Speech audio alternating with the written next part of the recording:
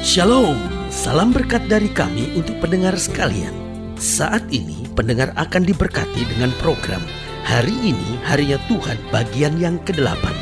Sebuah program rohani tentang doktrin Alkitab yang menolong kita untuk semakin tertanam dalam kebenaran firman dan bertumbuh dalam kemuliaan. Bersama hambanya, Pendeta Gilbert Lumwendong, STH.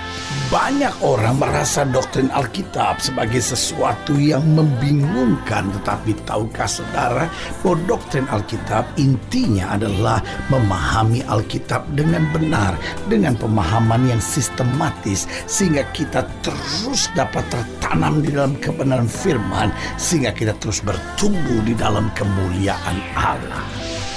Buka hati saudara sekalian untuk menerima berkat-berkat firman-Nya hari ini. Dunia hari ini sedang dipenuhi oleh orang-orang yang mengalami krisis identitas karena mereka nggak menyadari siapa dirinya, dan kecenderungan setelah seorang tidak menyadari siapa dirinya, dia menjadi orang yang punya harga diri yang rendah. Dan kecenderungan dari orang-orang yang punya harga diri yang rendah biasanya jarang merasa hidupnya berarti.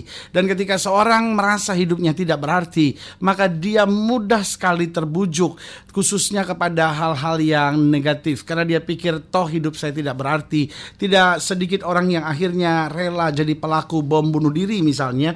Tidak sedikit orang yang akhirnya rela menjadi pelacur misalnya. Tidak sedikit orang yang akhirnya menjual diri. Tidak sedikit orang yang akhirnya rela menjadi perampok. Tidak sedikit orang yang akhirnya belajar ilmu-ilmu perdukunan. Nah, semuanya ini adalah orang-orang yang merasa dirinya tak berharga. Dan dia mulai merasa mungkin kalau saya punya ilmu, mungkin kalau saya kebal, mungkin kalau saya tahan bacok, mungkin kalau saya bisa terbang begitu, nah itu saya akan punya kekuatan yang dihormati oleh orang. Nah itu sebabnya orang-orang seperti itu adalah orang yang mudah dipengaruhi, orang yang mudah dipermainkan. Tetapi ini yang saya percaya, orang-orang yang berada di dalam Kristus, kita mengerti siapa kita sebenarnya, anak-anak Allah yang dikasihi, di mana Allah punya rencana yang indah. Bisa saja kita menghadapi masalah, bisa saja kita menghadapi persoalan, tetapi Allah akan turut bekerja sama dalam segala sesuatu di tengah masalah dan persoalan itu untuk mendatangkan kebaikan. Haleluya. Selamat datang dalam program kita hari ini, Harinya Tuhan, sebuah program rohani yang kembali mengingatkan kepada kita betapa pentingnya kita menjadikan firman Tuhan sebagai dasar keseharian hidup kita. Karena selama kita menjadikan firman Tuhan sebagai dasar keseharian hidup kita, langkah-langkah ke depan kita penuh dengan kepastian, mujizat dan kemenangan. Haleluya. Dan dalam program ini kita memang sedang membahas tentang siapa kita. Nah, saudaraku yang kasih dalam Tuhan, banyak orang jawabannya akan berbeda. Kalau orang tanya, kamu tuh siapa sebenarnya? Sebagian bilang, saya seorang insinyur. Sebagian berkata, saya seorang ayah punya anak 3. Sebagian berkata ketika ditanya, siapa kamu? Lalu dia berkata, saya orang dari Sumatera. Ketika seorang ditanya, siapa kamu? Lalu dia berkata, saya orang miskin. Orang lain tanya, siapa kamu? Sebagian berkata, saya orang Kristen. Ditanya lagi, siapa kamu? Ya, saya nggak punya apa-apa dalam hidup ini. Nah, ketika seorang ditanya siapa kamu, masing-masing punya persepsi. Nah, saudaraku yang kekasih dalam Tuhan, tetapi di hadapan Kristus, Yesus bilang apa? Aku tidak menyebut kamu lagi hamba, aku menyebut kamu sahabat. Jadi saudaraku yang kasih dalam Tuhan, di samping kita kawan sekerjanya Tuhan, di samping kita adalah anak-anaknya, kita juga diakui oleh Kristus sebagai sahabat yang intim, yang dekat, yang senantiasa bersama dengan Dia. Haleluya. Nah, saudaraku yang kasih dalam Tuhan, pembahasan program kita ini yaitu dari Kolose pasal yang pertama. Jadi ini surat Paulus kepada jemaat di Kolose.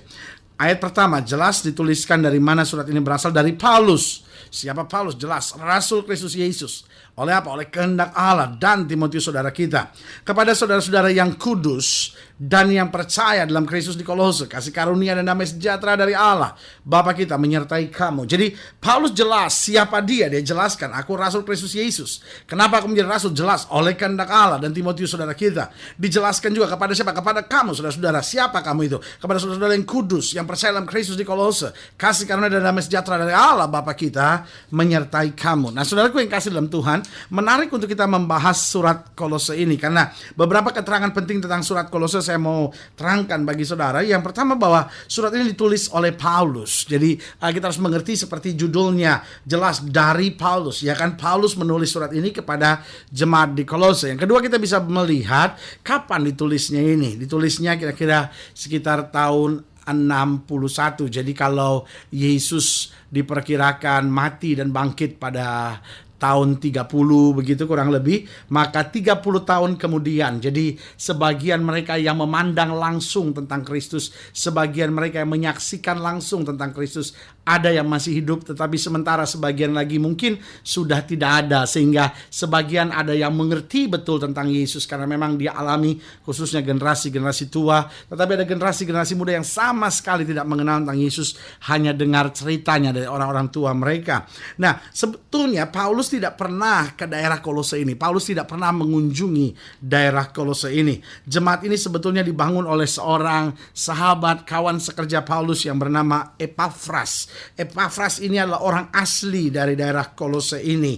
Nah, buah pelayanan Paulus, Epafras dimenangkan sehingga Paulus merasa bahwa jemaat di Kolose ini begitu dekat dengan dia karena jemaat ini dibangun oleh anak rohaninya, orang yang dilahirkannya tapi kemudian menjadi kawan sekerja dari pelayanan Paulus. Nah, perlu kita tahu juga jemaat ini didirikan kurang lebih antara tahun 52 sampai tahun 53. Jadi 9 tahun kemudian, dan 9 tahun waktu yang cukup untuk di satu sisi jemaat ini menuju ke arah kedewasaan, tapi di sisi yang lain jemaat ini sedang alami proses yang luar biasa. Jemaat ini didirikan di tahun 52 sampai 53 dan beribadah di rumah seorang yang juga dekat dengan Paulus, yaitu Filemon. Nah, Paulus menulis surat ini ketika Paulus dalam penjara. Jadi Paulus justru sedang ada dalam penjara, tetapi ketika dia mendengar dari Epafras laporan-laporan pelayanan di Kolose, Paulus mulai menuliskan suratnya. Nah, Paulus menulis surat ini atas permohonan dari Epafras karena jemaat di Kolose sedang menghadapi masalah, dan masalah di jemaat di Kolose ini, mereka mulai terpengaruh dengan ajaran-ajaran palsu.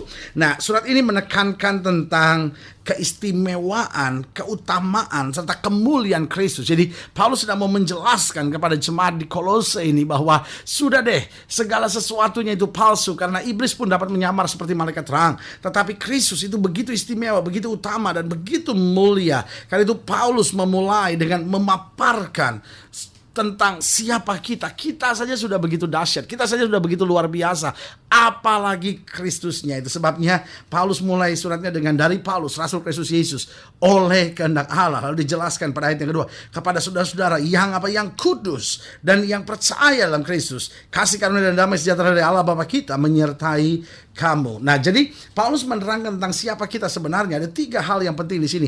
Yang pertama, dia mau menjelaskan bahwa kita sebenarnya adalah orang-orang yang dikuduskan. Jadi Paulus mau ingatkan kepada jemaat di Kolose, kamu bisa saja menghadapi pengaruh-pengaruh asing, kamu bisa saja menghadapi tekanan-tekanan dari banyak orang, tetapi jangan lupa kamu bukan orang biasa, kamu bukan orang kebanyakan, kamu adalah orang-orang yang telah dikuduskan oleh Kristus. Nah, saudaraku yang kasih dalam Tuhan, ini yang seringkali kita lupakan. Kita cuma ingat betapa beratnya masalah kita cuma memandang pada beratnya kekecewaan, tekanan yang sedang kita lalui. Tetapi sebagai hamba Allah, perlu saya tekankan sekali lagi, kita harus ingat siapa kita sebenarnya. Kita adalah orang yang sudah dikuduskan oleh darah Yesus. Kita adalah orang yang sudah dibeli dengan harga yang mahal. Kita adalah orang-orang yang sudah diselamatkan oleh Kristus. Berarti kalaupun kita harus menghadapi tantangan, kalaupun kita harus menghadapi masalah, kalaupun kita harus melewati masa-masa yang sukar, kita tahu penyertaan Tuhan, perlindungan Tuhan tidak pernah akan goyah dalam hidup kita. Jadi yang pertama yang harus kita mengerti, kita orang-orang yang sudah dikuduskan. Jangan kembali ke dosa,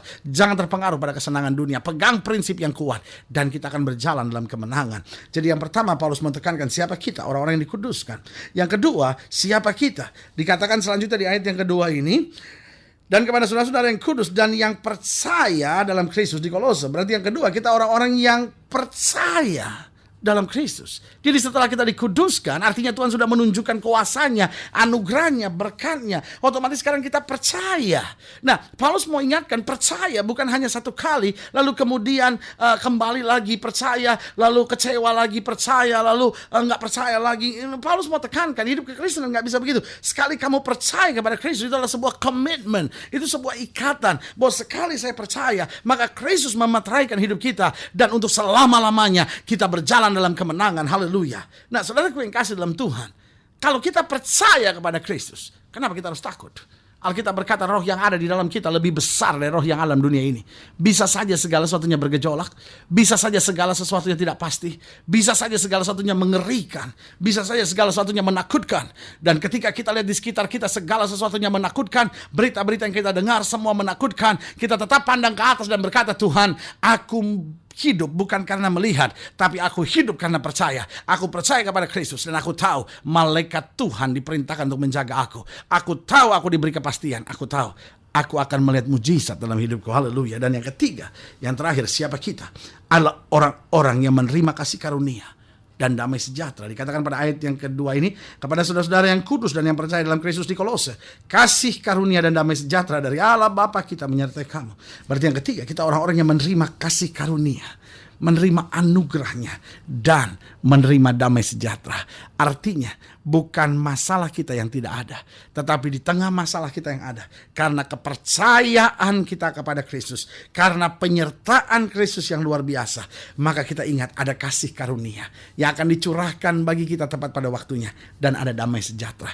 Jangan hidup dengan iri, jangan hidup dengan benci, jangan hidup dengan kedendaman, jangan hidup dengan emosi yang meledak-ledak.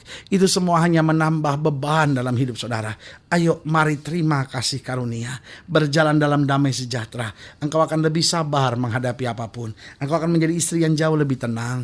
Engkau akan menjadi suami yang jauh lebih bisa menguasai diri. Engkau jadi orang percaya yang jauh lebih bijaksana. Dan lewat hidupmu banyak-banyak orang akan diberkati. Haleluya. Kalau saudara ingin dilayani lebih jauh, hubungi kami melalui telepon, hubungi kami melalui surat, kunjungi website kami. Karena kami ada untuk membawa Bapak Ibu sudah senantiasa lebih dekat pada Tuhan dan mengalami kasih kuasa mujizat yang luar biasa. Haleluya. Melalui program ini secara khusus juga saya mau berdoa untuk setiap saudara yang sakit, setiap saudara yang berbeban berat, karena kita percaya bahwa bagi Allah tidak ada perkara yang mustahil. Saudara-saudara yang ingin didoakan secara khusus boleh taruh tangan kanan saudara di dada dan kita doa. Bapa, dalam nama Yesus, hamba doa buat yang sakit, hamba doa buat yang berbeban berat, hamba doa buat setiap mereka yang sedang menghadapi masa-masa yang sukar, bahkan mereka yang sedang kehilangan identitas dirinya sehingga akhirnya mereka menghalalkan segala cara. Hari ini kami mengerti, kami orang-orang yang dikuduskan, kami percaya kepada Kristus, kami menerima kasih karunia dan damai sejahtera. Di dalam nama Yesus kami berdoa. Haleluya. Amin. Saudaraku yang kasih dalam Tuhan, kita sudah berdoa. Ingat, Allah tidak pernah lalai menepati janjinya. Inilah saatnya buat kita untuk bangkit bersemangat, bersuka cita dalam menghadapi segala perkara, karena kita tahu Kristus sumber kemenangan kita. Doa saya menyertai saudara. Sampai berjumpa pada program berikut, dan jangan lupa jadikan hari ini harinya Tuhan. Haleluya.